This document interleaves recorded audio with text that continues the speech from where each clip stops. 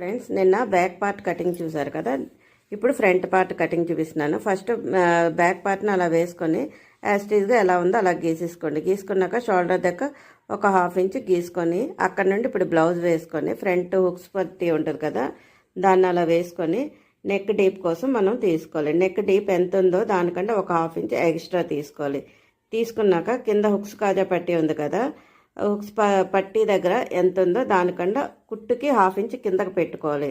పెట్టుకున్నాక ఇప్పుడు మనం కప్పు పొడవు కోసమని తీసుకోవాలి. కప్పు పొడవు ఎలా తీసుకోవాలంటే షోల్డర్ని అలా పట్టుకొని కింద కప్పు పొడవు ఉంటుంది కదా, దాన్ని కూడా అలా పట్టేసుకోండి. పట్టుకొని వీడియోలో చూపించిన విధంగా ఎంత ఉందో అంత, దాన్ని సాగదీయకూడదు. సాగదీస్తే మనకి ఇంకా ఎక్కువ వచ్చేస్తుంది.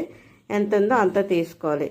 తీసుకున్నాక నడుము కొలత కోసం తీసుకోవాలి. చంక భాగం నుండి కిందకి ఒక 1/2 ఇంచ్ కుట్టుకుంటే ఒక 1/2 ఇంచ్ ఎక్స్ట్రా తీసుకోవాలి. అంతే ఫ్రెండ్స్. నచ్చితే లైక్, షేర్ అండ్ కామెంట్ చేయండి. నా ఛానల్